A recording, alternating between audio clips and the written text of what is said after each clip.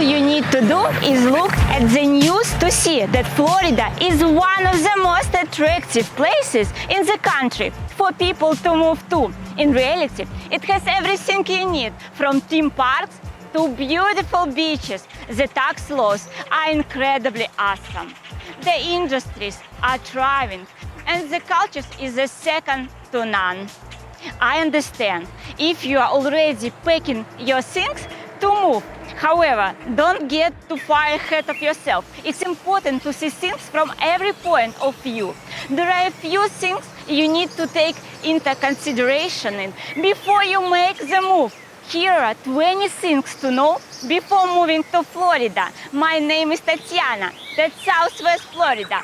Let's go!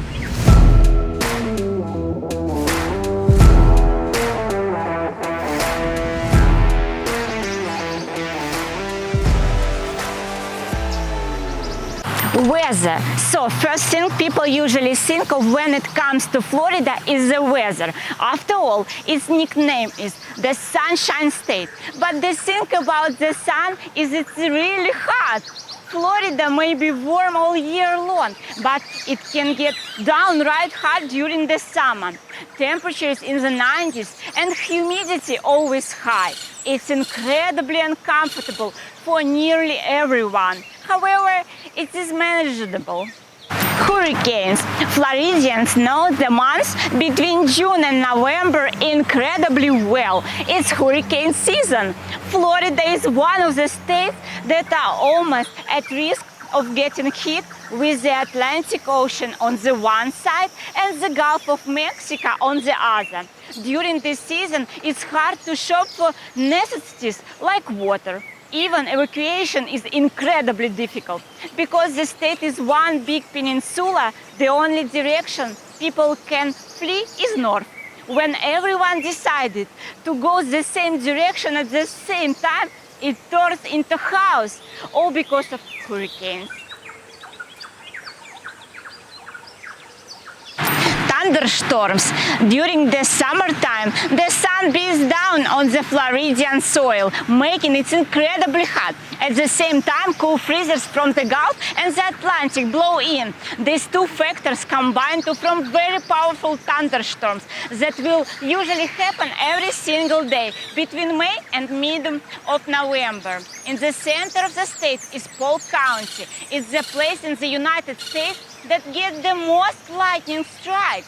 So, when we say these storms are powerful, we mean it.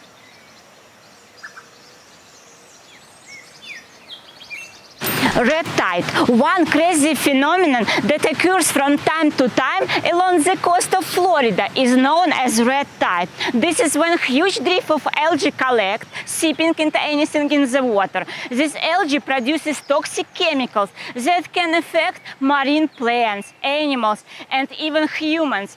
Should humans eat any seafood that has been contaminated by red tide, they have a good chance of dying. So be sure to be on your guard when visiting Florida. If the red tide presents on the area, don't eat seafood for a few days. Sharks. When talking about a state that has hundreds of miles of beautiful beaches, you can't go without mentioning sharks. Florida is the #1 state in the country for shark attacks. Between 2011 and 2020, there are a total of 236 shark attacks. This is because of the tropical waters around the state and the amazing biodiversity it attracts. The waters are home to tiger sharks, hammerhead sharks, and the most dangerous of them all, the bull shark. Alligators. While we are on the subject of wildlife, we have to talk about alligators. Florida is the home to the largest concentration of alligators anywhere on Earth. Whether it's in the Everglades or in some random pond, there is a 100% chance that an alligator is there, has been there, or will be there.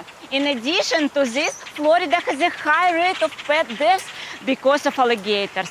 Owners let their small dogs play near the water's edge, and with a sudden splash, they are a meal for the Floridian water dinosaur. pythons.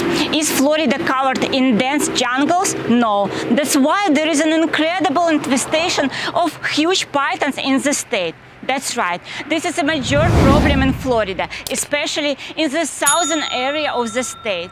This comes from irresponsible pet owners who buy these large snakes and realize they can't keep them after they reach a certain size. So they just let them go. What they don't realize is that these animals are not native to the state. They breed and wreak havoc and the native animal species. The government has even allowed the killing of pythons without the need of the license. Mosquitoes. You can bet your bottom dollar that wherever there are warm temperatures with a humid climate, there are bound to be mosquitoes. Florida is no exception to this rule. Here, there are mosquitoes everywhere, and they come out every night. For those who are unlucky to be caught outside, when they decide to swarm, they will get a couple dozen bites within the span of a few minutes. The only ways Floridians can really battle this pesky paradise is by spraying of tons of bug spray or screening in their porches. Frogs. Frogs can be found in nearly every state in the country, but this is Florida, so you know there will be something crazy about it. Yes, we have the normal frogs like bullfrogs or tree frogs. However, there lives on species known as the cane toad. This is a tan of reddish-brown toad. Those backs are marked with dark spots. They are not native to the state and are very toxic. It means it's a defensive measure against larger animals who would try to make a meal out of the toad. These toxics are secreted from the back and cause the animal to violently vomit. People. There is a running joke among residents in Florida saying that very few were actually born here. Although that isn't true, it's not that far off. People move here from other states and even other countries.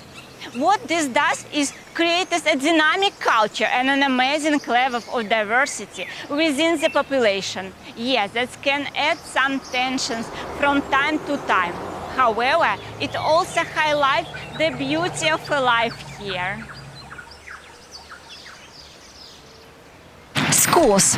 Before relocating to Florida, it's the best to check into the local schools for the area which you will live. Overall, the state doesn't struggle too much with education. However, schools definitely vary in quality from place to place. Also, residents actually have a decent amount of pull in regards to choosing schools for their children. So be sure you know about a few of the schools.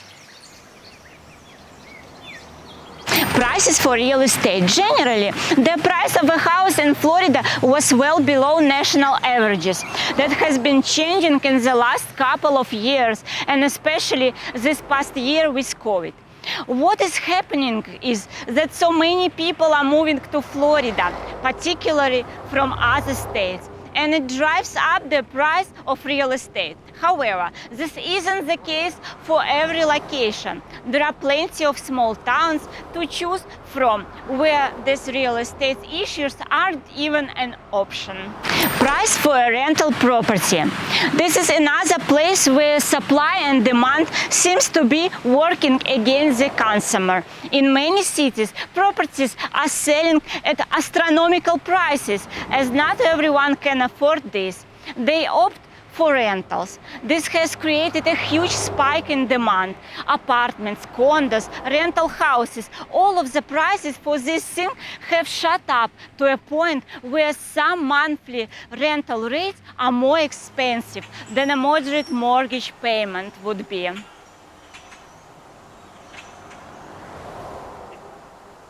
Homeowner insurance. This is a very sensitive subject for many Floridians, as property insurance is usually pretty high. Also, while they cover a number of different things, they usually do not cover hurricanes damage. Finally, supply using your homeowner insurance once will either drive up the cost or get a person dropped completely. Because of this incredibly ridiculous, the majority of Florida residents opt to pay for home repairs out of pocket rather than by calling the insurance company. Prices for land. When people cannot afford to purchase a house, they sometimes look at buying land on which to build. Most of the time, this option works out just fine. However, it comes with its own set of risks. For example, certain areas in Florida are prone to sinkholes, which a person would have no knowledge of until it was too late. Also, because of the various species of plants and animals in the state, there could be certain laws preventing a person from building structures that would either endanger the population or disturb its habitat. So, if you're looking to buy your own land, be sure to do your personal research first or contact me.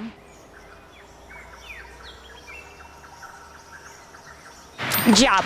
Florida is a very hit or miss state when it comes to employment. If you are a dedicated worker, then finding a job should be no problem, even if you have next to no education. However, there is fairly high population of residents who decide they would rather collect unemployment than do actually go into work. It creates that one part of the society that makes it hard to put up with, especially if you're a working class person yourself.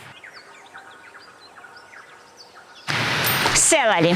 Job opportunities being as there in Florida, the median income is not too far below where the national average is. But there is the thing, your salary isn't low when compared to the average cost of living in the state.